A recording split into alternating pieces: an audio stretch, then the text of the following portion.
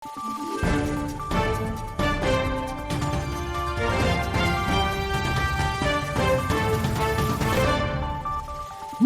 araw, Pilipinas! Ito ang Valiente News hatid sa inyo ng Office of the Vice President. Bagong taon, bagong pag-asa. Ganito ang kwento ng mga former rebel mula sa isla ng Mindanao na ngayon may sarili ng hanap buhay.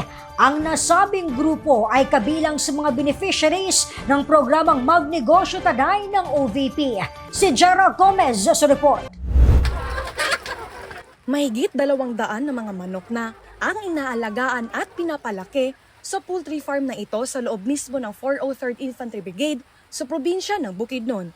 Nasa pangangalaga ito ng 10 mga rebelde na ngayon nagbalik loob na sa gobyerno. Kabilang sila sa libo-libong Pilipino na nahandugan ng livelihood grant sa ilalim ng Magnegosyo Taday na isa sa mga flagship program ni Vice President Inday Sara Duterte. Ayon kay Haki, buwan ng Setyembre noong 2024, nang simulan nila ang negosyong poultry at egg production gamit ang 15,000 pesos na natanggap ng bawat isa sa kanila noong Agosto.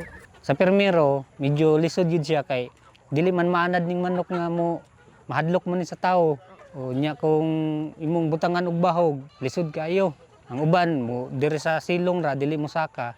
Pero sa naanad na sila, dili na kay lisod kay buntag hapon naman ang bahog ani. Dagdag nito, sila mismo ang gumagawa ng pagkain noon para sa kanilang mga alagang manok. Sa permero kami ra may gahimo og kanang feeds. Unya kay usahay kay maalanganin man ang kuan kanang mga ingredients sa feeds.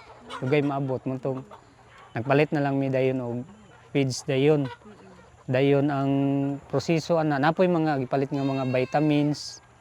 Gahimo pud mi og katong mga concoction para nga kainom sa ilaha, vitamins og katong tambal nila, antibiotics. At upang mas lumaki pa ang kanilang mga alagang manok, saad ni Haki. Dayon buntag hapon nga kanang pagkaon.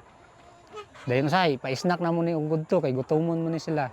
Mula rito sa Malaybalay City sa Bukidnon, ako po si Jera Gomez. Lahat para sa Diyos, bayan at pamilyang Pilipino. Valiente News.